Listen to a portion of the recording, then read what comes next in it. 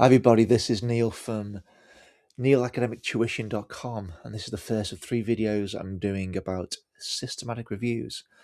And this is an overview of the whole process really. So there might be a lot to take in here, but I'm just trying to make it manageable or make you aware of the things that you need to consider when doing one of these reviews.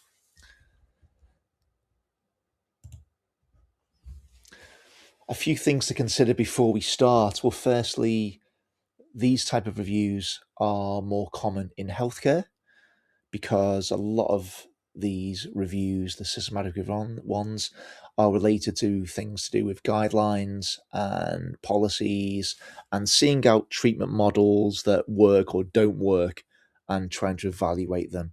But I know other subjects do them, business do them, for example, as well. Also, one thing to bear in mind is as a postgrad researcher, you may find that when you read about how to do one of these reviews, that often the researchers that you're reading about presume that you're part of a team. Now I realize as a postgrad it's probably just you doing it. So take everything you read not with a pinch of salt, but take everything you read with the idea that you need to make this process feasible for yourself, make it doable for yourself.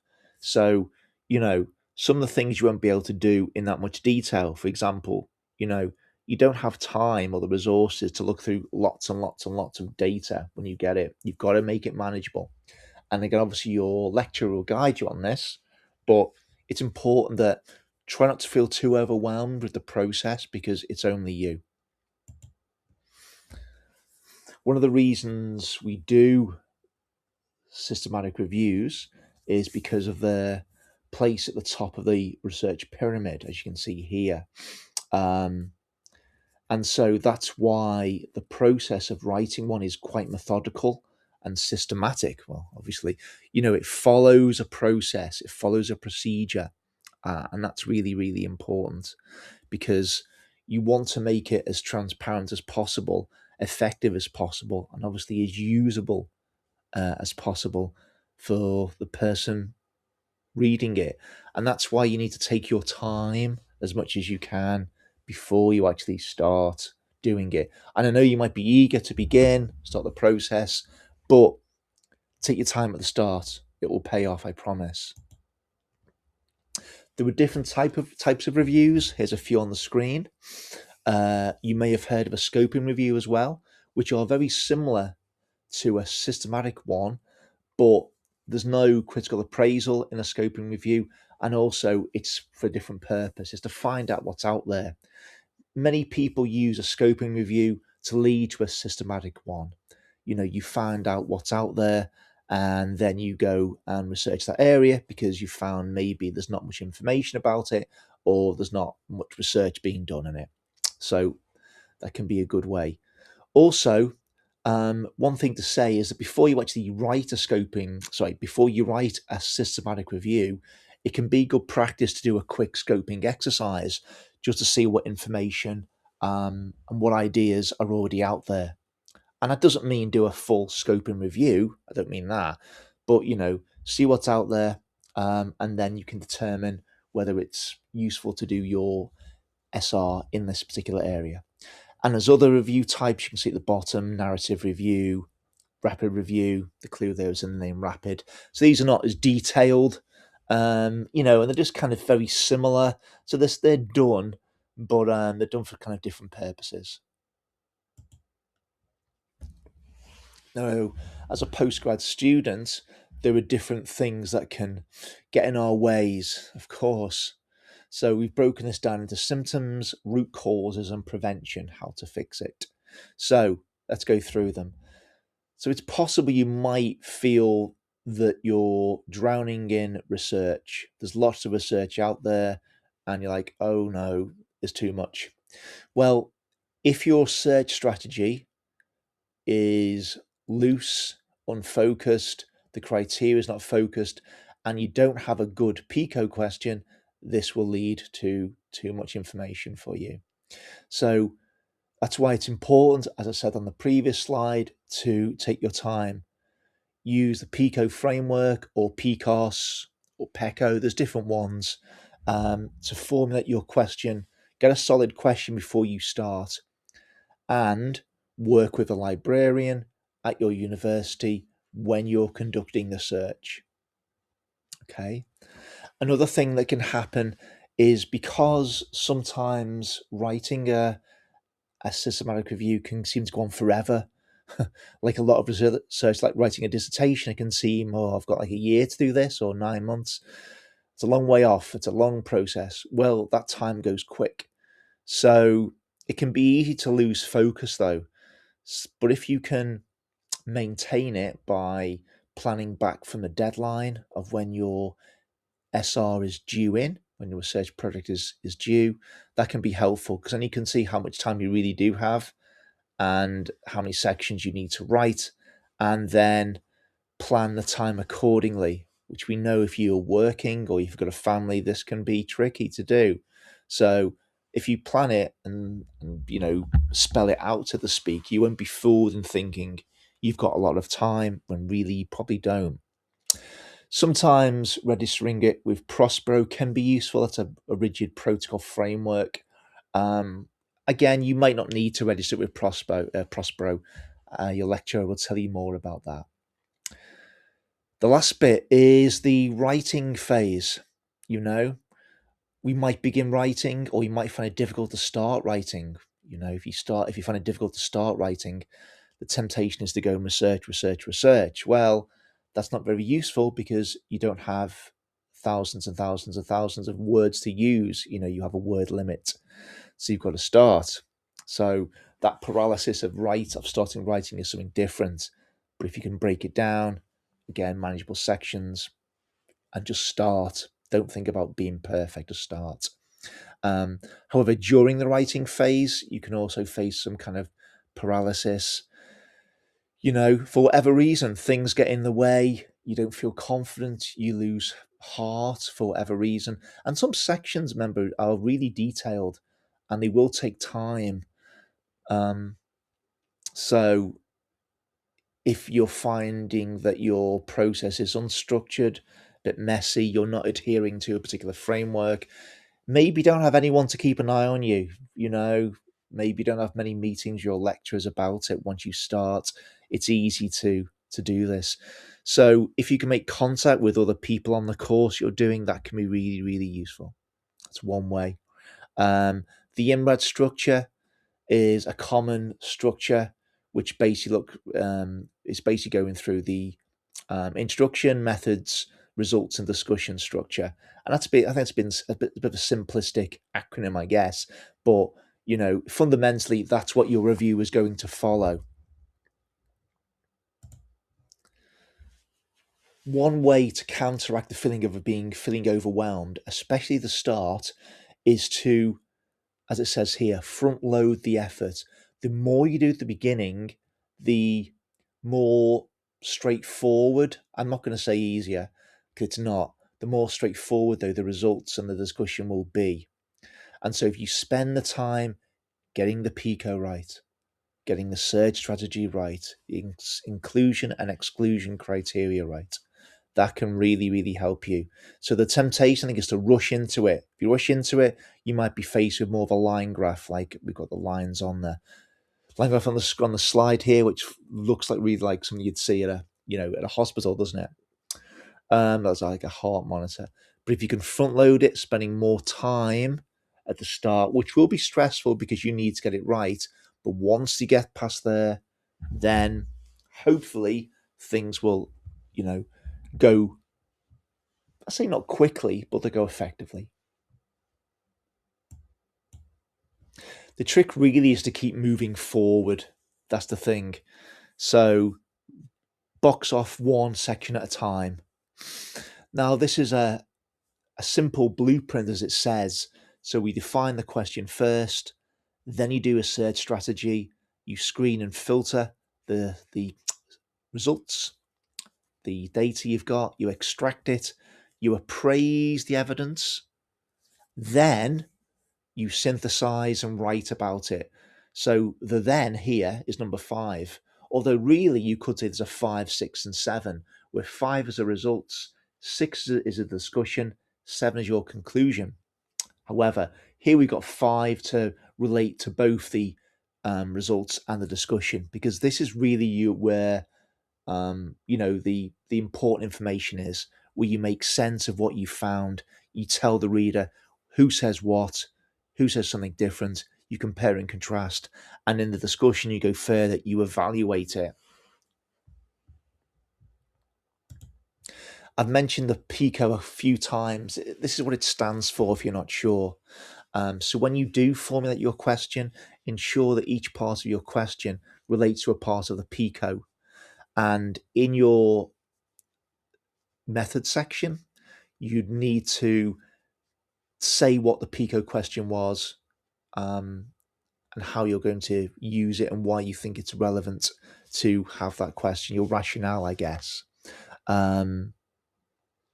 So some people use Prospero as well. Again, I've mentioned Prospero in a previous slide, which again, it can make it feel a bit more serious and a bit more real, possibly, but you might not have to register with Prospero.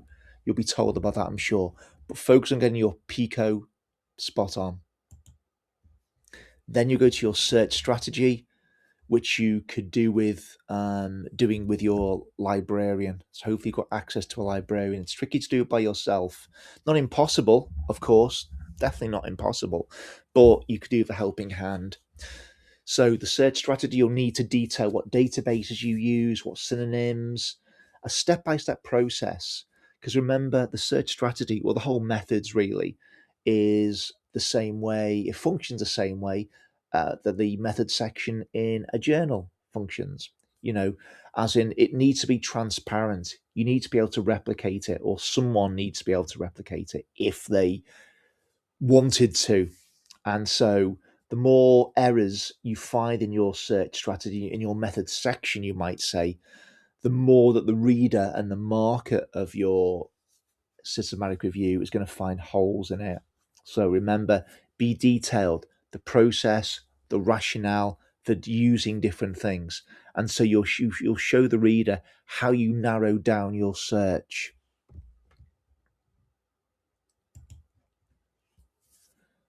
I mentioned, I think, on the first slide, the idea that some journals, which have got guides about how to write an SR, they assume that you're part of a team.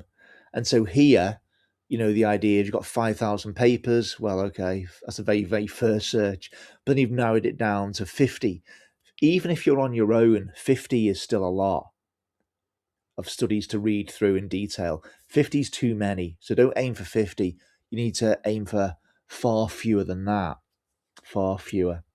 But in the method section, you'll need to describe as I said, the search strategy, what you used, why you used it, and how you found your way to narrowing down to the amount of studies that you're going to detail. Okay. You'd also need to write about this or use this in a Prisma diagram. If you're not sure what Prisma is, just have a quick search on it. And it's basically it's a flowchart basically of how you narrow down your search, and you will detail the Prisma diagram. You'll tell the reader that you're going to use a Prisma diagram in your methods, but the actual Prisma diagram itself will go in your results section. Okay.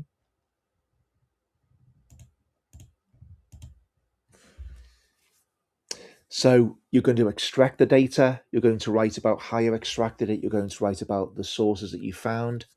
And you're going to put the sources in a table where you'll have different criteria, you'll have different columns, different criteria. Now, I don't know what criteria you're going to use. It depends on what you're trying to find out. But obviously, you'll have the author, the title, the year, I guess, the populations that were considered. There was the study design as well, that kind of thing. So the reader can see at a glance, although more than at a glance, what what data you're going to use for your review. Also, it's important to have a small section about quality appraisal, critical appraisal. Like the Prisma diagram, the actual results of your critical appraisal will go in your results.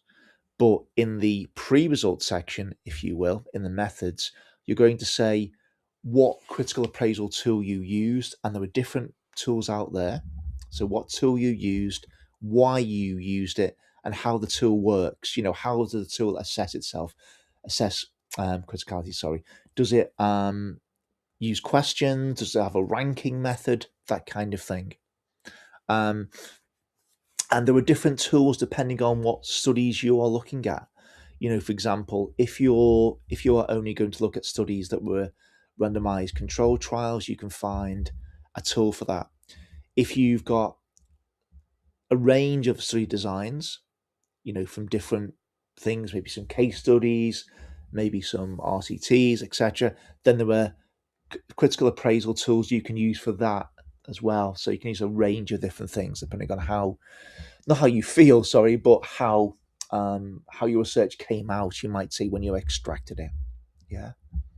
But you do need to show awareness that you've looked at critically appraising the evidence, because when you go to write your results, if you found that some of the data was not as good as some of the others, as in some data was more believable, was more effective, was more transparent. If you're comparing that with other data that was over ambitious and wasn't really doing what it said it was going to do, or even data that's vague, then that will give you, it will tell you that when you write about the information and the results, that not all data you looked at was equal. Synthesis and making sense of it all. So here we move into the results and discussion sections. So, as I said before, in the results section, you're going to show your Prisma diagram, and you're going to write a paragraph about what your critical appraisal came out with. Then you need to write a narrative synthesis of the different results. Who said what? Compare and contrast. What do they say? How are they different? Are there any patterns that you can find?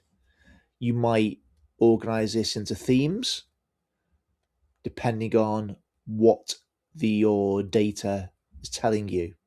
Okay, so you really can't organize it into themes until you've read the information that you've extracted. You might organize it into themes based on the PICO. That's possible as well. But putting it in themes, I think, is a manageable way of doing it. So all SRs need a narrative synthesis of the ideas. Now, if you're using study designs that are all the same, it's common also to do a meta-analysis.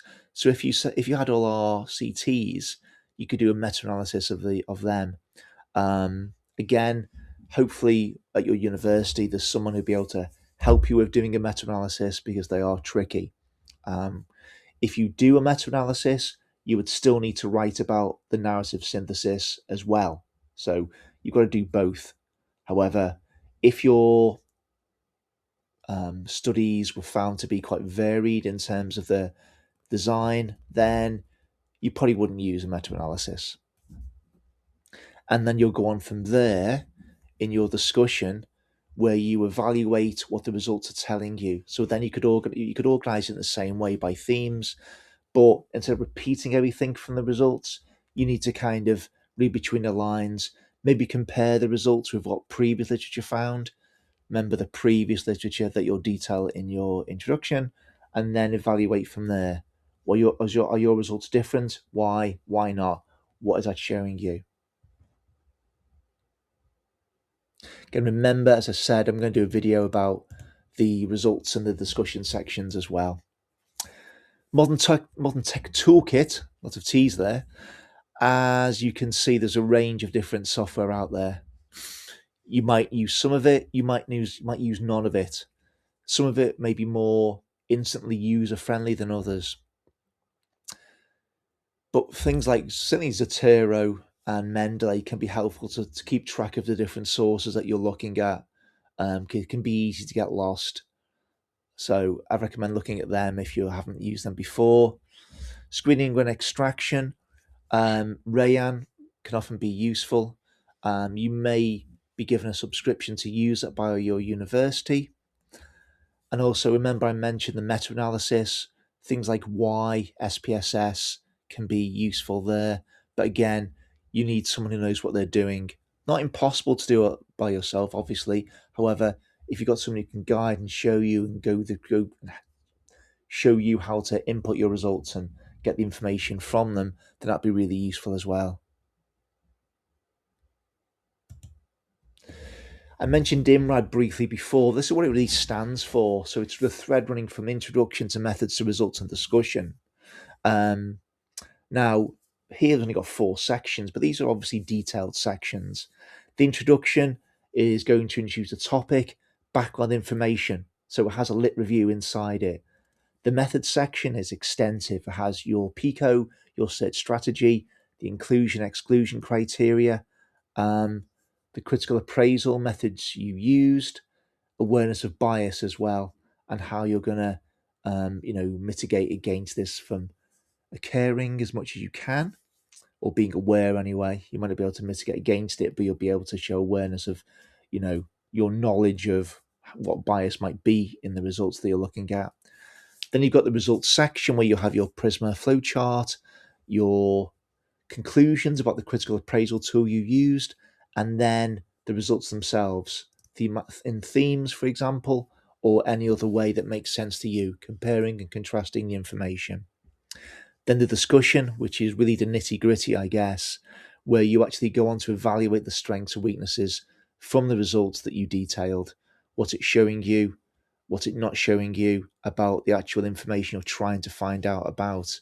And remember to also compare your results with what results in the lit review found as well.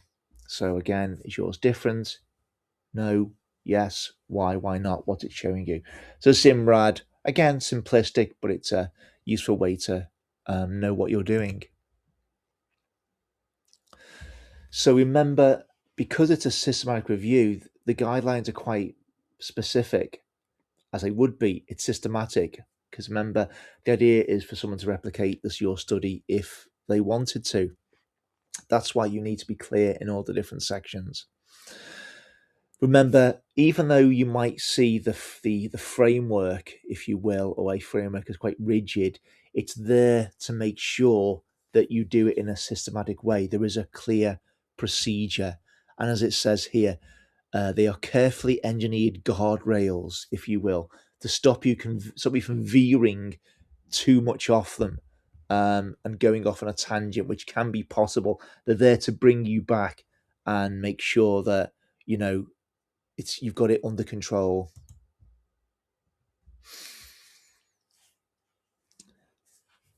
There are a lot of good references out there, a lot of good support. Here's some ideas on the screen. JBI, Joanna Briggs Institute, Prisma, Cochrane is very useful. However, I think Cochrane's also very, very detailed as well. So it's worth looking at, but it can be a bit overwhelming. The last bullet point in the CRD's guidance, that's from York. So that's the York Centre for Reviews and Dissemination. It's a very useful guide.